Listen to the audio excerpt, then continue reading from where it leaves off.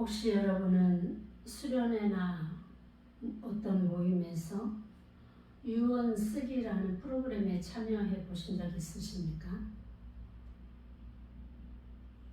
막상 유언을 쓰려니 무슨 말을 어떻게 누구에게 남겨야 하는지에 대한 당혹감에 혼란스러우셨던 경험이 있었을 것입니다. 이 프로그램은 생소하지 않을 정도로 많은 모임에서 일반적으로 하는 프로그램이기 때문에 접할 기회가 있었으리라 생각됩니다.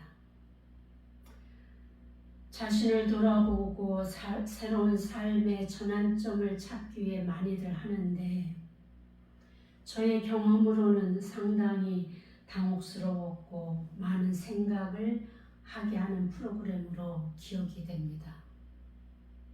오늘 본문은 바로 바울 사도가 죽음을 앞에 두고 자신의 생을 마감하게 될 것을 예감하고 사랑하는 제자요 믿음의 아들인 디모데에게 유언처럼 보낸 서신서입니다.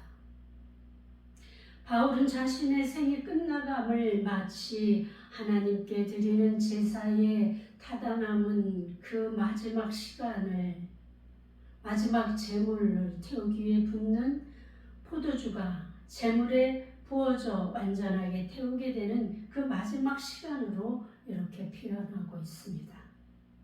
그러기에 얼마 남지 않은 그 제물이 타버릴 아주 짧은 시간 앞에서 사랑하는 디모데에게 어떻게 주님 앞에서 충성하고 헌신할 것인지를 그리고 성도들을 어떻게 교훈할 것인지를 그 원칙에 대해서 교훈하는 말씀을 기록하고 있습니다.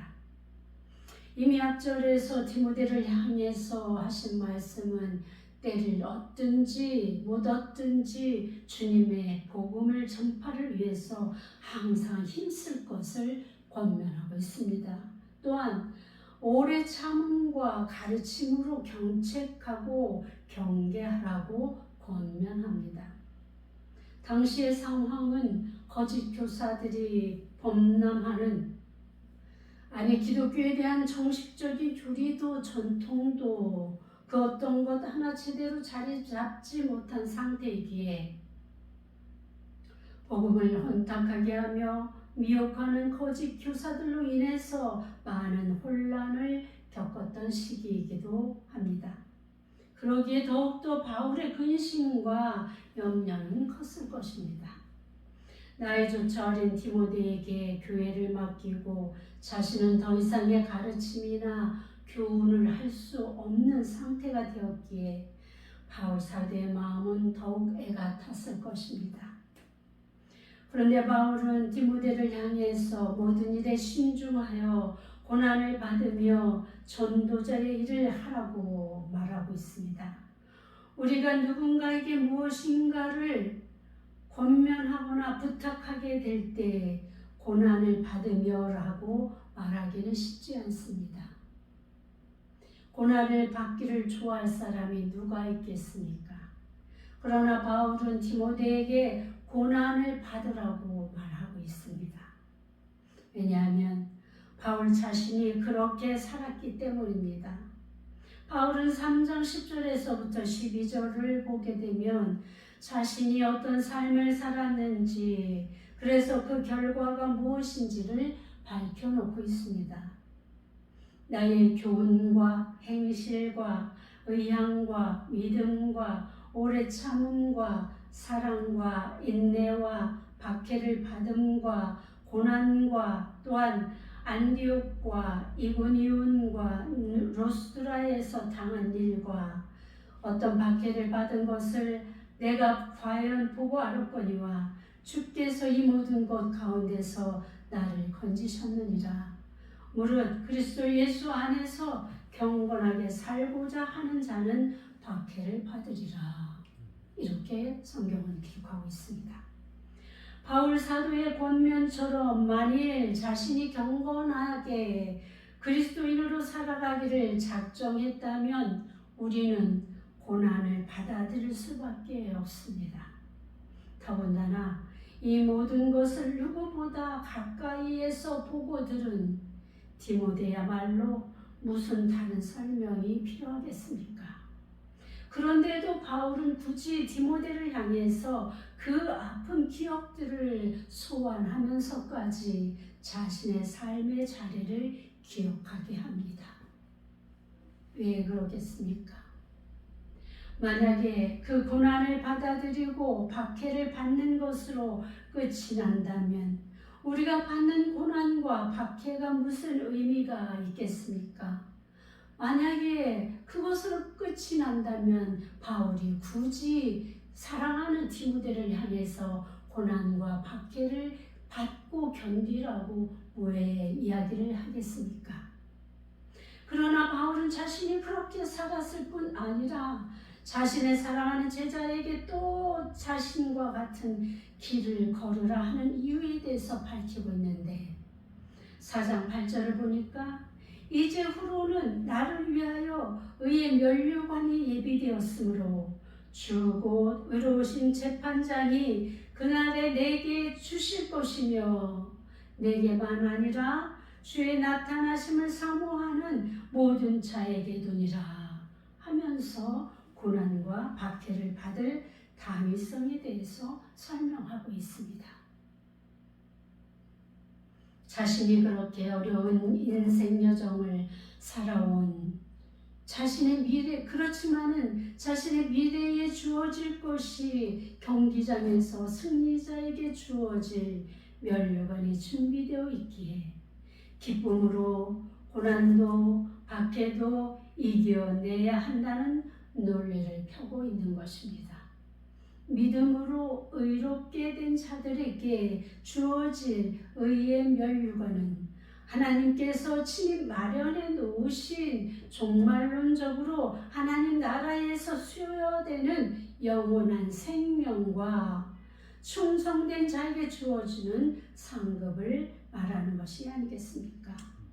바울 자신이 받게 될 그 면류관을 자신뿐만 아니라 디모데도 또 주의 재림을 기다리는 모든 그리스도인들에게 그 면류관을 받게 하려는 바울 사도의 깊은 사랑이 내재되어 있는 것 아니겠습니까? 믿는 자들에게 예수님의 다시 나타나심에 대한 소망은 확고부동한 것입니다. 그 소망이 있는 자들에게는 지금 당하는 크고 작은 고난과 박해와 어려움은 오히려 자랑이며 기쁨이었습니다. 그러기에 저들은 사자밥이 되어도 목이 참수되는 경기장에서도 로마신을 환하게 비추기 위해서 밤에 등불로 자신의 몸을 태울지라도 저들은 찬송하며 주님을 바라보는 기쁨으로 이 땅에서의 생을 마감할 수 있었던 것입니다. 제가 전에 말씀드렸다시피 저는 죽음 앞에서 이 바울 사도의 고백을 하고 싶습니다. 나는 선한 싸움을 싸우고 나의 달려갈 길을 마치고 믿음을 지켰으니 내가 선한 싸움을 싸웠다라는 말은 바울이 많이 사용하던 말입니다.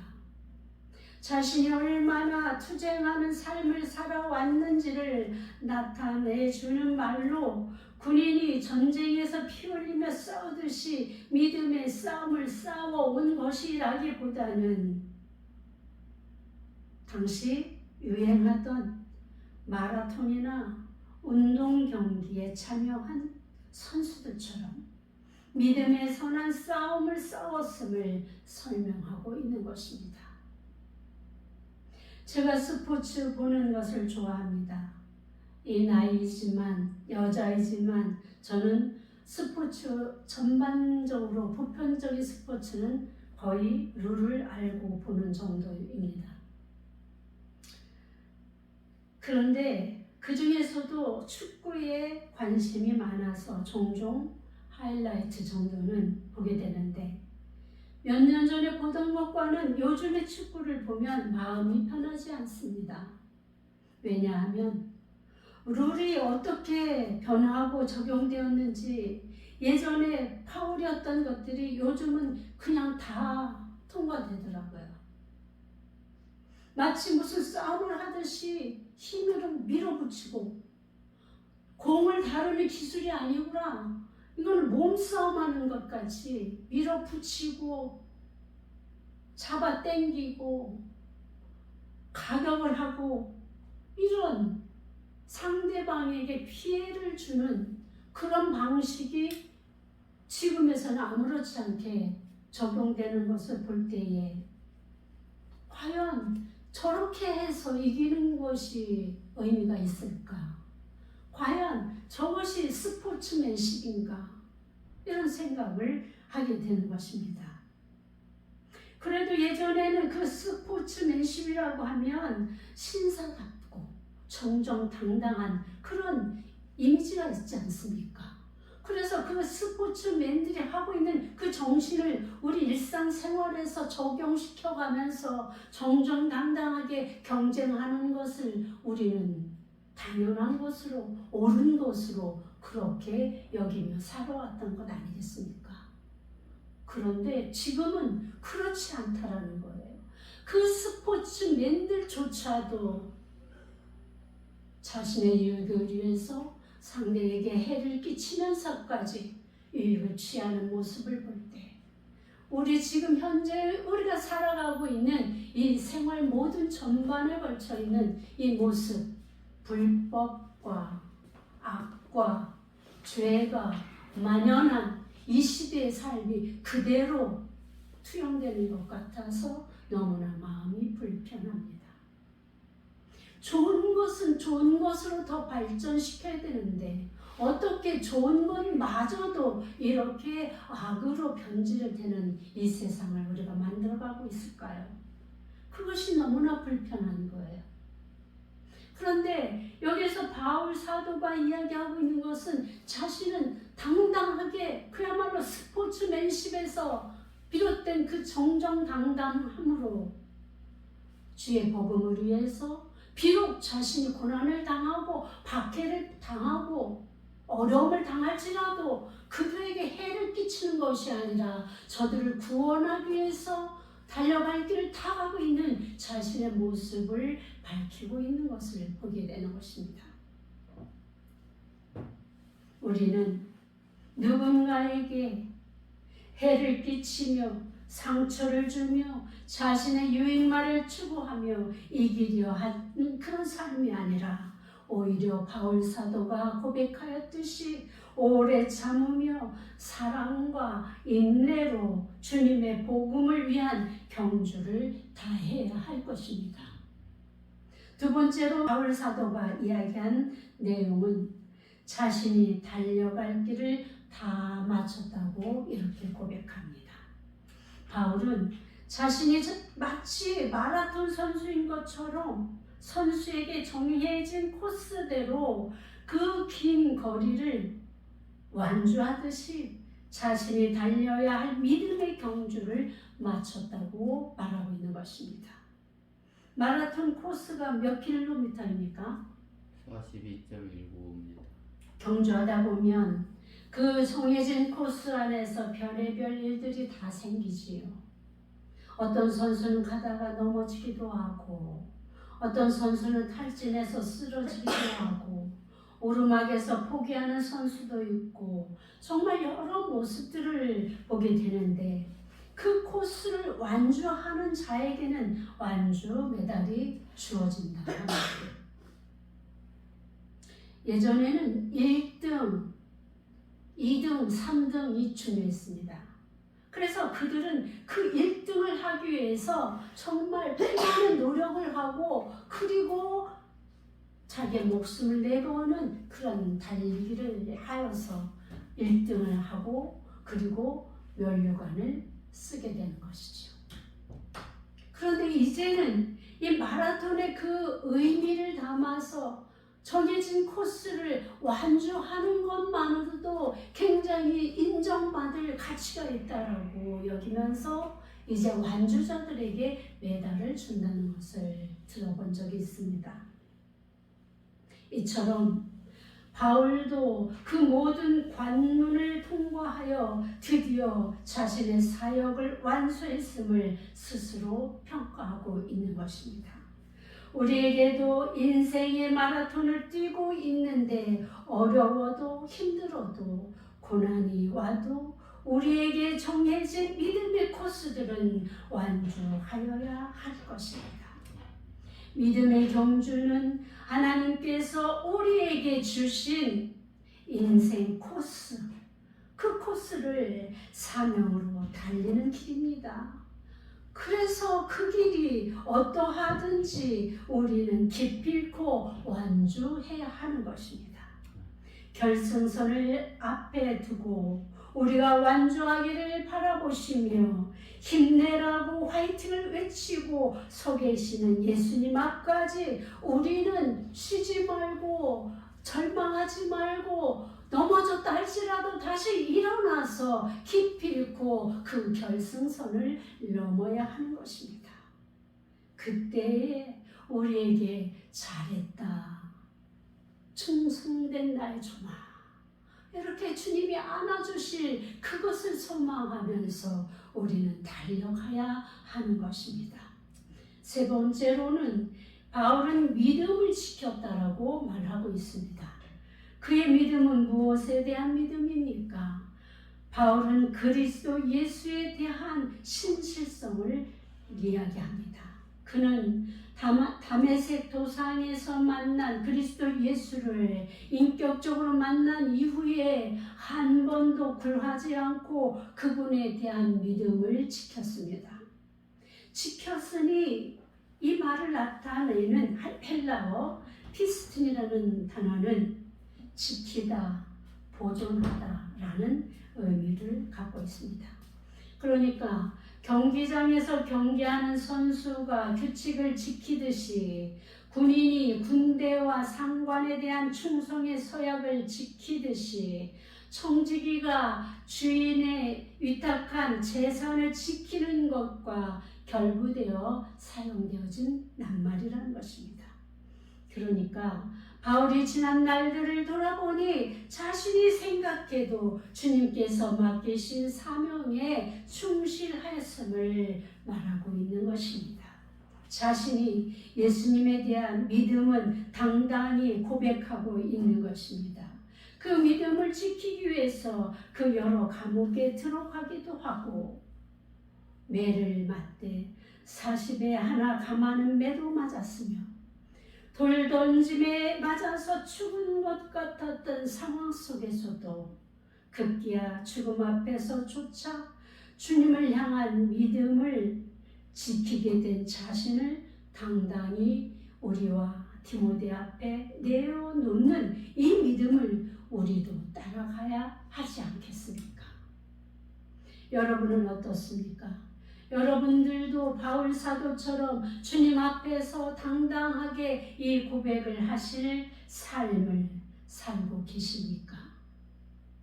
바울은 자신의 삶을 전제와 같이 부어줬다는 이 말씀이 저의 마음을 파고듭니다.